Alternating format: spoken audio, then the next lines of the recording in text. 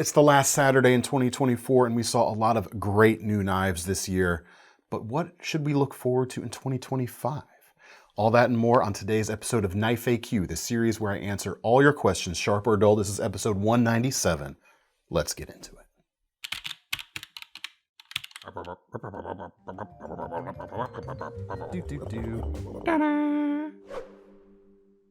Hey everyone, welcome to this series. What we do, if you are new to it, is we answer your questions.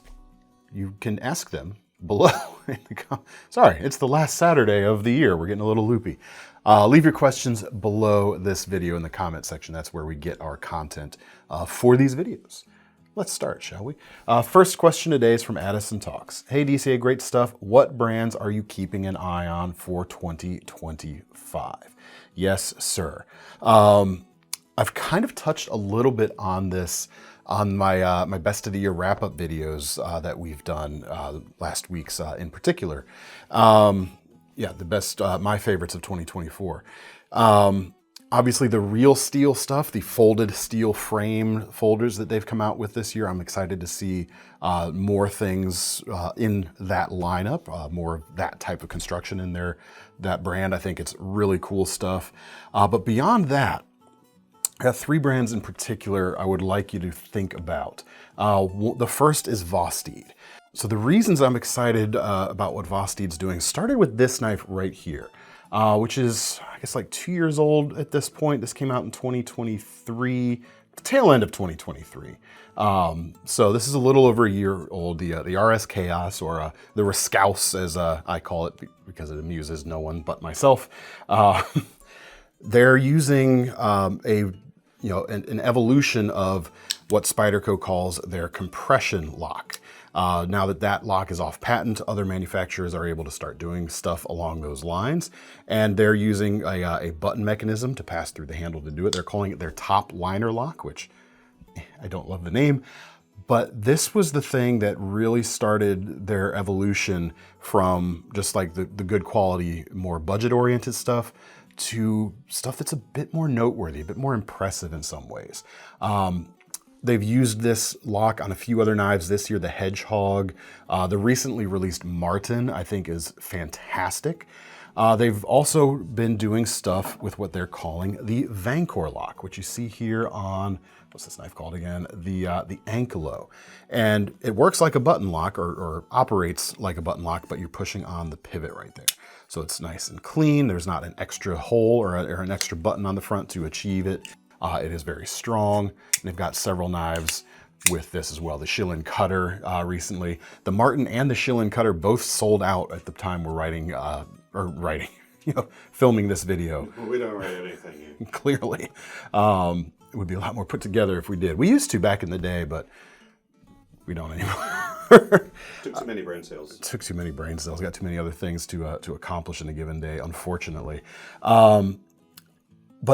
Those knives, the Parallel that they came out with earlier this year, a super thin folder with a crossbar lock, they're really pushing their lock game forward. Out of all the kind of budget brands that reach a little higher beyond just the budget price range, Vosteed more than anyone else, I think, is trying more. They're reaching a little bit harder, so to speak. And in a way that makes sense. Vosteed was founded by Yu Dong when he left Kaiser.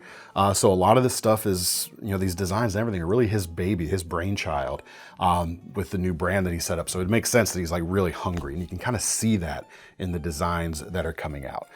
They do release a lot of stuff, not as much as some of the imported brands, imported Chinese brands, but they do release a lot of stuff. I'm excited to see some of that, especially with the interesting locking stuff going on. The second brand, Kershaw, I think is really responding to the times right now quite well. An American brand that's responding to this wave of really onslaught of imports coming in and responding in a way with products that can be competitive to some of those things. From the low end to the mid-range, we have the Mini Iridium. The Iridium was released last year. The Mini Iridium was released in 2024. Fantastic knife. They're affordable. They're a bit over 60 bucks. The specs are nice. The action is good. The designs are distinctive. And then mid-range, you've got stuff like the Bel Air, 150 bucks, Magna Cut folder, made in the USA, super slicey, super, just super. I don't want to say, I'm saying super too much. I mean, there's a good reason this was a sales leader in terms of new knife releases this year by far. Just, it feels like the perfect response to, the wave of Chinese imports these days. And I'm really happy to see stuff like that because, I like an American-made knife for sure. And they're also competing in an arena where, the imports don't get to play right now. But they're doing, and that being automatic knives, the OTFs and the side openers. Their launch series for a long time has been a stalwart in the genre. The prices on them are great. I mean, this is $150 for this one right here, the launch 16. We've seen a lot of, expansion in the launch lineup these last couple of years. I think the designs are getting a little bit nicer, a little bit better, in my opinion. They're also expanding the options from just like the CPM 154 was the steal for a long time on every launch knife, but now we're seeing stuff like Magna Cut or CPM M4, which is a more, a rarer choice on a production folder. You see that on this particular launch 16 right there. The toughness out of that is excellent, and it's $150 for industry competitive automatic action. I mean, it's right up there with the big dogs in the genre. And this is one of my more favorite designs. It's funny I say like the launch designs have been getting better. The launch 1 is still one of my favorites. But beyond that, their first OTF last year, the Livewire was released and continuing to do new versions of that, continuing to sell extremely well. And showing, they're not the only ones that do it, but they're one of the few that show OTFs are not just for like tactical people. This is a great knife for utility, for usability with its thin, slicey grind. The action is good. They've got more good stuff coming, I am sure, as well. Cool stuff. Like the Kershaw lineup out of all, I think the American brands right now feels the most vibrant in a way, or feels the most like eager, if that makes any sense. It may not. Even their low-end import stuff, I said low-end, their affordable import stuff like the Dawn Star right here are improving. This is a $35 knife. Yes, it's assisted opening. Yes, it's 8CR steel, which the higher-end knife snobs are not going to enjoy. But for the price, the amount of performance here and the design, it stands out. The value is very good. And yeah, they are improving on all fronts. So I'm happy to see that. The last brand I'm keeping in a special eye on next year is Carbon. And like Kershaw, their releases are even more so than Kershaw. They don't do nearly as many releases as the other imported brands. Carbon, if you're unfamiliar, is a Ken Onion owned brand, and all the knives so far have been imported. Nothing's made U.S. Side so far, but the releases are less frequent and therefore they feel more significant when something does drop. Now, the first stuff they came out with, like the Ahoy, for example, here, their first releases were good, but not really groundbreaking. But it wasn't until this year with releases like, well, with the Buckhorn in particular, where I really started to, like, I don't want to say I wasn't paying attention before because it's Ken Onion. You got to pay attention to what Ken Onion is doing. He's a master for a reason. But I really started to, my level of respect for the designs coming out started to shoot up. And then I've shown this knife like 3 times in as many weeks. The Smoke Show from Carbon is just a phenomenal knife. And these two put together, they're really pushing, Ken is really pushing the boundaries of the levels of refinement and the levels of detail you can achieve at the prices that these knives are priced at. The Smoke Show's expensive. It's like $350, $355. The standard Buckhorn's $270, but these aluminum versions coming in at about $150-ish are phenomenal as well. I mean, the amount of refinement you get from these is excellent. And it kind of has me, like, now that I'm like really dialed in on what Carbon's doing now, it's got me kind of reevaluating the intermediate models, the stuff that came like between the first releases and these latest. I think the beatnik in particular, I remember liking this when it came out, but I kind of forgot about it, which is a shame because this, like these mid-priced buckhorns, is doing a lot for the money. It's about 132 bucks. You've got 14C28 and steel, which some people right there are going to see that price and that steel and say, no thanks, can't be good enough. But again, the refinement of the handle is really nice. It's aluminum. I especially like the liner lock here with the extra large lock face going on, inset, just nice details. And this kind of really bridges the gap between the good but not groundbreaking initial releases from Carbon to the truly impressive things that we're seeing right now. What else do I have on the table here for me? I got the flat line as well. This one, similar story, very cool things going on. So I am with these being the latest releases, the Buckhorn and the Smoke Show, I'm super excited to see what Ken Onion comes up with next. I think those are definitely worth keeping your eye on in 2025. All right, now we come to a segment we call Damyr's Buried Treasure, where thanks to his question several weeks ago, we're going through the alphabet and showcasing a brand we have never shown before on the channel. Today we're on letter P.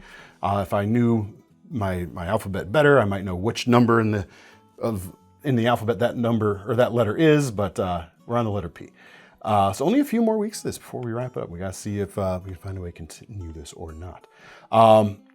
Want you to take a look today at Prandi, an Italian company making axes. And surprisingly, we've never shown these on the channel before. The designs are nice. The prices on these are really good. This is a 13-inch camping hatchet right here, American hickory handle, and just a carbon steel head, which is exactly what you want. This is like 45 bucks.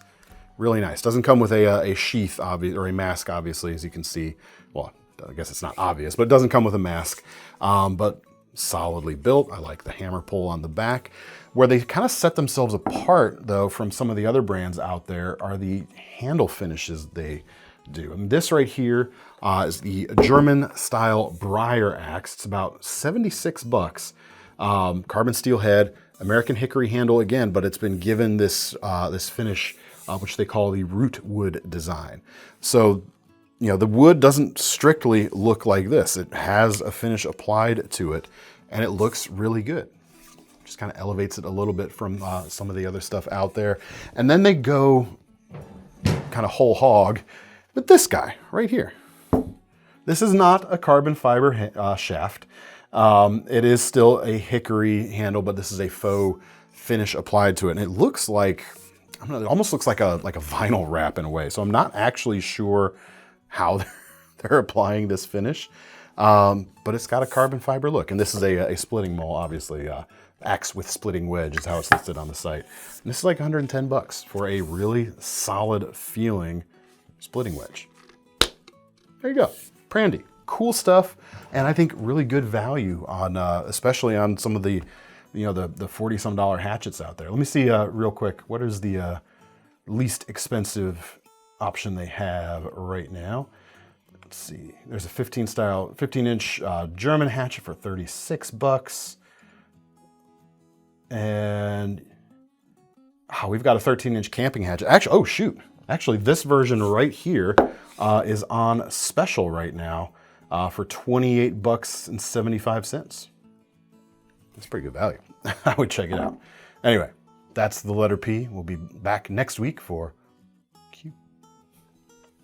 Is it bad I had to think for just a second? Mr. Bond, whatever. Yeah. Well, now we come to the lightning round for today. First question, no name M4R91. Hey DCA, could you recommend some EDC knives that don't have a micro bevel? Oh shoot, I forgot a knife on the table. Could you recommend some EDC knives that don't have a micro bevel that can be sharpened by lying flat on each side on a strop? I've had good luck with Swiss Army knives and Open L, but they do have a micro bevel. Thoughts? Well, first off, I want to issue a slight correction. The bevel, the actual sharpened edge on stuff like a Swiss Army knife, That's not really a micro bevel. That is an actual, what's called a secondary bevel. That is the sharpened edge right there, rather than a micro bevel. But what sounds like you're describing is what's known as a Scandi grind. And I'll show this right here. You mentioned a couple other affordable knives, so I'll give you an affordable option here. This is the Cold Steel Finn Wolf. They're priced very affordably at about $37 right now. And rather than that secondary bevel, you've got two edges that come down and meet right at zero, essentially. It's kind of like a double planed chisel. Here's the dirty little secret though. As soon as you lay that on a strop and do your sharpening, you are creating a micro bevel right there on the end. And that's fine. That's kind of what it's supposed to do. But you lay that on a flat strop, something, you know, that leather surface has a little bit of give to it. It is gonna come over and round off that point or that apex just a little bit. There's your micro bevel. That's a good thing. It's gonna be a little bit tougher and it's not gonna be big enough that really gonna notice it all that much. But there you go, check out the Finn Wolf. Great knife, great lock with the triad lock there. It's very strong, very long lasting, and the Aussate steel here is quite capable, and that Scandi grind is excellent, especially on stuff like wood. It's a great carving grind. Next up, Dale Rice 5352. I have a Kershaw knife. On the side of the blade, it has 3850, why did I say 30 like that? 3850 BLK with strange letters that resemble KAI. What can you tell me about it? So the 3850 was the Kershaw Swerve, a 3-inch assisted opening flipper. Cool little knife design. Discontinued at this point in time, but I think when we last sold them here at KnifeCenter, they were running about like 19 bucks, I want to say, if I've got my figures here correct. 8CR steel, yeah. Cool little $20 knife. The only version out there that I could find, the BLK is probably black, and the only version I can find where they made a black version of the Swerve was part of a 3-piece kit between, you know, you got the Swerve, the larger freefall Tanto bladed knife, and a small LED light flashlight, and those were running about 36 bucks at the time. Can't get either of them anymore. They are discontinued knives, but that's, I believe, what you've got. And the KAI stands for Kai, which is the parent company that owns Kershaw, Zero Tolerance, Shun kitchen knives, and the Kai housewares brand as well as many other things. They make a lot of razors as well, that parent company. But that's what Kai is. And that's what you got. Kershaw Swerve. And now we come to our final question of the day, which is, of course, our most seriousest question of the day. Very serious. Which comes from Happy KT. What knife should Little Red Riding Hood have carried to successfully fight off the big bad wolf? Inquiring minds want to know. Well, the thing they don't tell you about the big bad wolf wasn't just a wolf, not your ordinary wolf anyway. You know, how do you think it was talking? You know, the big bad wolf was indeed a werewolf, and we all know one of the only things you can use against werewolves is silver. Therefore, the Almar Quicksilver is what you want. It is slim and easy to carry, so Little Red Riding Hood, you know, young girl that she is. Don't want to impugn that she's not strong or anything like that, but this is a very svelte knife, easy to incorporate into the picnic basket, perhaps. And with a 5-inch D2 blade and a long handle, it's got a little bit of reach to keep the old big bad werewolf a little farther away from you. Almar Quicksilver. Fast access with the ball bearings and the flipper as well. That is what the doctor ordered. Well, given that Quicksilver is actually mercury, I'd say Remington Silver Bullet. You're taking this a little too seriously, Thomas. It's in the graphic. Well, that's all we've got for today, folks. Happy 2024. Thanks for sticking with us through this series. There were 197 episodes so far. Whew. We still got to figure out what special thing we're going to do for episode 200, don't we? Indeed. But yeah, look forward to your support in the next year. There's a lot of cool stuff on the way. I've seen a little bit. Haven't seen most of it, though. There's a lot of cool stuff coming, because there always is, because humans are inventive and we make cool stuff. Anyway, if you've got your own questions, leave them in the comments. If you've got some alternate suggestions for folks, let us know. Let us know what brands you're looking forward to, or what brands you're keeping an eye on in the new year. To get your hands on any of these knives, as always, there's links in the description, which will take you to KnifeCenter.com, where don't forget about our long-running Knife Rewards program, because the least we can do when you buy one of these knives this year is give you some free money to spend on a knife next year. That's all we've got time for. I'm David C. Anderson from the Knife Center. That's Thomas behind the camera, and we're signing off. See you next year? See you next time.